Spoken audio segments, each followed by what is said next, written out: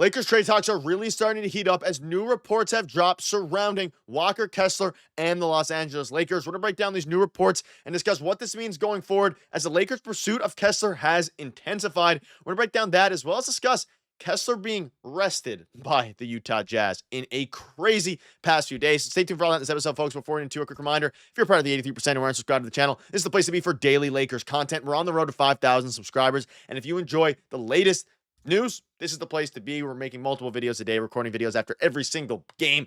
So stay tuned and hit the subscribe button if you're enjoying the daily Lakers content. Ladies and gentlemen, there is a lot to go over today, specifically surrounding the Los Angeles Lakers.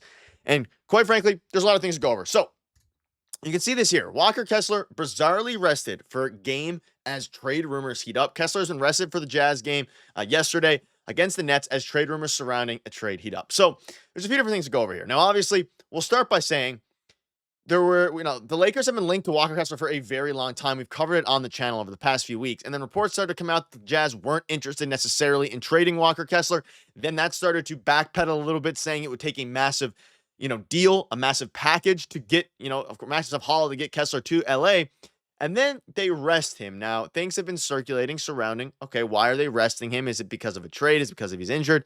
And there's a lot of things to go over. So you can see this here. Walker Kessler was rested for the game against the Nets. This was a strange update to see as Kessler has not been rested at all this season. Given that Kessler has been a player several teams are rumored to have been interested in, many people are speculating that the Jazz are nearing a trade for him. Kessler missed 6 games with a hip injury earlier this season, but otherwise hasn't missed a game. He certainly hasn't been held out, for rest in a single one. I continue hearing I can hear Utah is open to moving Kessler. I wonder if Boston is close on a deal. So a bunch of different things going on here. Now, take this report with a grain of salt. He's hearing that Utah is open to moving Kessler, and the reports have shifted from, they're not going to trade him. They're not going to trade him to rumors now picking up that, hey, they actually might be willing to trade Walker Kessler. And the Lakers are right in the middle of that. The team that has been most brought up has been the LA Lakers. The Lakers are in desperate need of a rim-protecting big man, especially at a low cost. His recent performance against Jokic showed that he is exactly what the Lakers needed. Boy, do they need him. The Lakers were reportedly close to a big trade for Walker Kessler, but it didn't materialize in the end. One reason reported as a detriment to the trade is that Danny Ainge's desire not to trade with the Lakers because of the 2027 first-round pick, and doesn't want to help them get better so that their pick would be a lot more valuable. Regardless, the Lakers remain interested. No word on if there's been any recent trade talks, but you can get rid of course, the protection on the pick, which we're going to dive into in a minute here. It would take a lot to get the deal done, but Pelinka has to make things happen. And again, it will take a lot to get a deal done. They're not satisfied with the roster. A ton of different things here, and there's a lot to dissect. Again, Utah's open to moving Kessler. I wonder if Boston's close on a deal. So, the Celtics are certainly a rumored spot. Regarding the Lakers, they are the team that makes the most sense for Walker Kessler. They need a backup big man. They need a big man to play alongside AD to help take some pressure off of AD. And their backup big man right now, as we all know as Lakers fans, is Jackson Hayes. And man, oh man, he has been disastrous. And when you look at, and we'll dive into some trades here in a minute, but when you look at what Walker Kessler can bring to this club, we saw him go against Jokic, did a great job. He is one of the most underrated, and people rate him fairly well, but not quite good enough in my opinion, an underrated defender. He is so good at defense. He's so good at rebounding. Like, there's so many things that he could bring to this team to the point where, you're not going to start him unless you play AD at the 4 and Kessler at the 5, which could end up happening depending on what they do with Taurean Prince regarding, whether they're going to start him, bench him. Not Taurean Prince, sorry. What they do with Dorian Finney-Smith, whether you start him or bench him. And as you start to figure out what is going to happen with, the starting lineup, you have Max Christie, you have Austin Reaves, you have DFS, you have Rui Hachimura, who's been starting. There's so many different things here. The perfect fit in all of this is Walker Kessler. It just makes all the sense in the world. It needs to happen if you're the Lakers, if he's available. And the question is, what would you give up? So we've seen trades surrounding this. This is Kessler for Christian Wood, which is salary, the removal of the top 4 protection on that 2027 first rounder that Danny Ainge and the Jazz own, and a 2029 first. Kessler would give coach JJ Redick the flex ability to play another rim protecting big alongside AD, depending on the matchups. Pincus explained that's not currently an option, and the lack of size seemed to show up over the last 2 postseasons against the Nuggets. He's 23, still young, inexpensive. With this trade and the recent trade to the Nets, the Lakers have tremendous size and depth at the big positions. Because let's not forget they have Dorian Finney-Smith, and this is the big part here.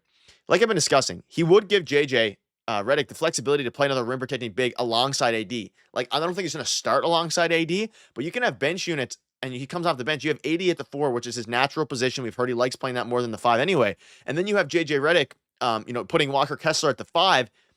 You have LeBron at the 3. That's a huge lineup. You have, let's say, Christie at the 2 and Reaves at the 1. Like, that is an extremely formidable lineup. Or if you want to go huge, you can put Dorian Finney-Smith in there somewhere. You can put Dalton Knecht as a big, 2-guard who's going to stretch the floor. There's so many options here if you get Walker Kessler. And it makes this team, arguably puts them at least as close to over the top as they can get given their situation. They have a good, they have their 3 first-round picks available. The 2029 first-rounder is going to be valuable. But you also get, would you, in theory, get a better player than Walker Kessler with that 2029 first-round pick? Let's say the Lakers fall off a cliff, LeBron leaves, all these different things. You have AD. You're still going to be a 500 team at worst, maybe a little bit below 500. Let's say things completely fall off a cliff. So you're not going to get, maybe a 12th, 11th, 10th pick, a lottery pick, let's say top 15. It's hard to get a player as good as Walker Kessler with that pick. So that's why I don't want the Lakers to be hugging picks at this point. Now, would this be enough? That's the biggest question mark. And I don't know the exact answer on that, because only the front office of the Jazz know. And if they're not willing to give up Kessler unless it's for a massive haul, then this is a different question to ask. Here's another trade I saw kind of going online. It's the 2027 first rounder. And of course, they're referring to the pick swap. So this is their way of illustrating the pick swap.